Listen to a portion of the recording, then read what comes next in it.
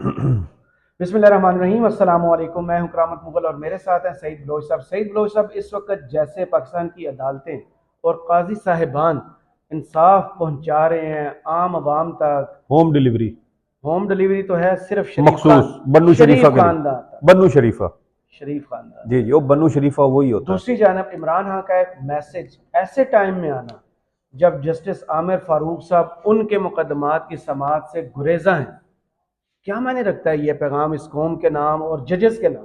बहुत शुक्रिया करामत मुगल साहब। देखें, इमरान खान के इस बयान का हम पहले थोड़ा सा छोटा सा पस मंजर देख लेते हैं। पस मंजर ये है कि गुज़श्ता रोज़ इस्लामाबाद हाई कोर्ट की जानिब से नवाज शरीफ की अपीलों की बहाली का तहरीरी फैसला जारी किया गया, तफसीली फैसला। और उस तफसीली फैसले में आप देखें कि इस्लामाबाद हाई कोर्ट की जानिब से जिस तरीके से आइन और कानून के ज़ाब्तों असूलों को जिस तरीके से रौंदा गया, और उस फैसले के अंदर खुद उन्होंने लिखा कि नवाज शरीफ की जो बायोमेट्रिक थी, बायोमेट्रिक करवा कर जिस तरीके से दरखास्तें दायर की गई थी वो कानून के मुताबिक नहीं थी, और ये कानून के मुताबिक नहीं थी और ये नाकाबिल समाअत थी क्योंकि कानून के मुताबिक तरीकाकार के मुताबिक दायर नहीं हुई थी। इस वजह से ये नाकाबिल समाअत थी। लेकिन उस फाइल पर नवाज शरीफ लिखा था ना। जी जी, फाइल के ऊपर नवाज शरीफ लिखा हुआ था और शायद इसी वजह से इस्लामाबाद हाई कोर्ट ने वो रिलीफ दे दिया और फिर वो फौरन से कहा कि अब दोबारा हम अगर इस तरह का कोई रिलीफ देना भी चाहें तो हम नहीं दे सकते।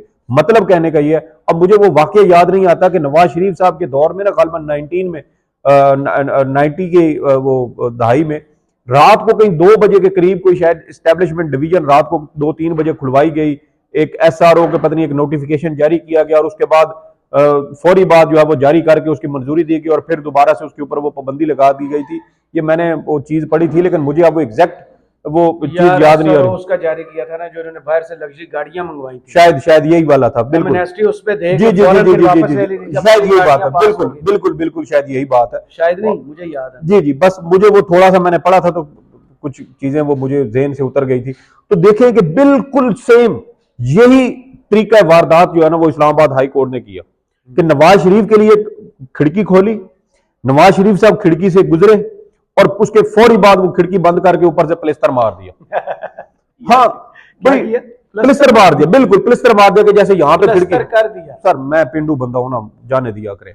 अच्छा, वो मार दिया ताकि दोबारा से ना कोई नामो निशान रहे, ना कोई इधर से गुजरने की अगर कोशिश भी करे तो हम उसको कह सके कि भाईजान यहाँ से खिड़की कोई नहीं है, इधर तो था निकलो, इधर तो कुछ था नहीं, निकलो इधर से फट जाओ। प्लस्तर हो गया। जी जी, प्लस्तर हुआ। तो बिल्कुल यही चीज इस्लामाबाद हाई कोर्ट ने की। भाई बात यह है कि अगर नवाज शरीफ साहब की ये दरखास्तें नाकाबिल समाअत थी तो फिर आपने अपने रजिस्ट्रार ऑफिस के खिलाफ क्या कार्रवाई की है, जो जिम्मेदारान थे उनके खिलाफ आपने क्या कार्रवाई की है, नहीं की। तो ये बताने का मकसद ये था कि एक फरीक के साथ एक सियासी जमात जो इस वक्त रियासत की लाडली है, जिसके लिए आइन कानून और तमाम ज़ाब्ते तरीकाकार हर चीज को रोंदा जा रहा है, रियासती इदारों की रेपुटेशन उनकी साख दाव पर लगाई जा रही है, जजेस अंधाधुंध इंसाफ दे रहे हैं जिसका आइन और कानून के अंदर शायद कहीं कोई ज़ाब्ता ही नहीं बनता, कोई तरीका ही नहीं बनता, कोई लॉजिक मंतक नहीं बनती, लेकिन उसके बावजूद ये अंधा इंसाफ दिया जा रहा है। उसके अलावा उसके बरक्स जैसा आपने कहा कि इमरान खान साहब की मुतद्दिद दरखास्तें इस्लामाबाद हाई कोर्ट में ज़ेर समाअत हैं, फैसले महफूज हैं। उसके अलावा जो ट्रायल कोर्ट के खिलाफ मुकदमात है वो ज़ेर अल्तवा है और चीफ जस्टिस आमिर फारूक साहब उसके ऊपर जो है वो किसी किस्म की कोई कार्रवाई नहीं कर रहे, कोई पेशरफ्त नहीं हो रही।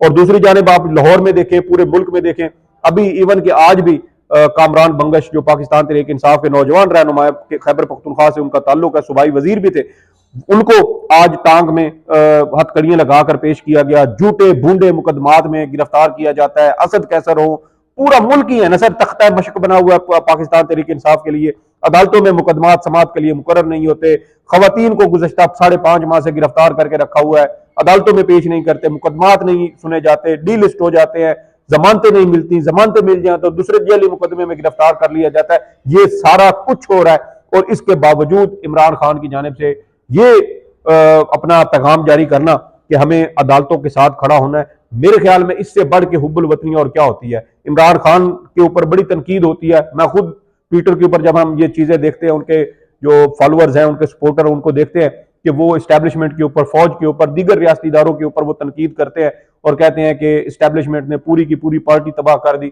لیکن اس کے باوجود عمران خان کہتا تھا کہ ملک بھی میرا اور فوج بھی میری.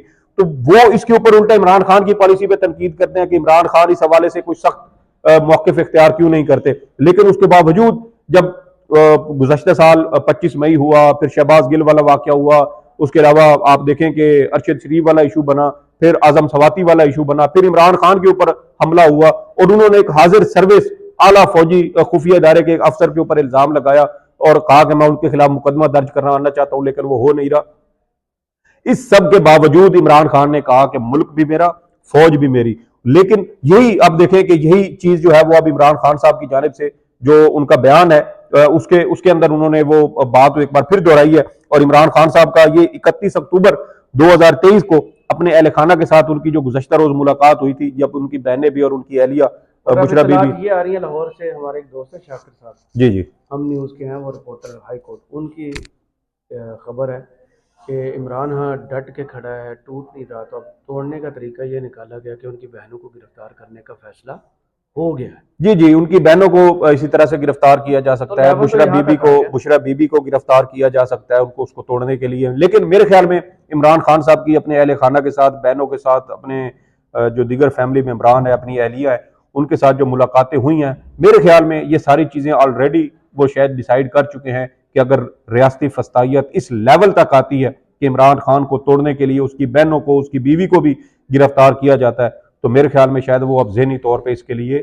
تیار ہیں. اس کی بہنیں بھی اپنے بھائی کا ساتھ دیں گی. آپ یار اندازہ لگائیں، 4 بہنوں کا اکلوتا بھائی ہے عمران خان صاحب کا، اور کوئی بھائی نہیں ہے. ہمارے ہاں 4 بہنوں کا اکلوتا بھائی ہو، والدین کا اکلوتا بیٹا ہو، تو اس کو گھر کے اندر کس طریقے سے رکھا جاتا ہے، لاڈلا ہوتا ہے. بہنیں ہوں، ماں باپ ہوں، اس کو ایسے پلکوں کے اوپر رکھتے ہیں. تو یہ ان بہنوں کے جذبات پھر کیا ہوں گے. بہرحال یہ 31 اکتوبر کا عمران خان کا اپنے اہل خانہ کے ذریعے ایک پیغام انہوں نے بھجوایا، جو آج ان کے جو سوشل میڈیا اکاؤنٹس ہیں اس کے اوپر بھی اس کو نشر کیا گیا، شیئر کیا گیا. انہوں نے اپنے اس بیان میں کہا ہے کہ عدلیہ اور وکلا پر یہ مقدس ذمہ داری عائد ہوتی ہے کہ وہ اس دستور کے تحفظ کا فریضہ سر انجام دیں جس پر ہماری قومی ترقی کی بنیادیں استوار ہیں. لہٰذا لازم ہے کہ قانونی برادری پاکستان کے عوام کی حقوق، خصوصاً ان کے ووٹ کے بنیادی حق کے دفاع و تحفظ کے لیے ایک تحریک برپا کرے تاکہ انہیں اپنی قیادت کے انتخاب کا حق میسر آ سکے اور وہ اپنے ہاتھوں سے اپنے مستقبل کا تعین کر سکے.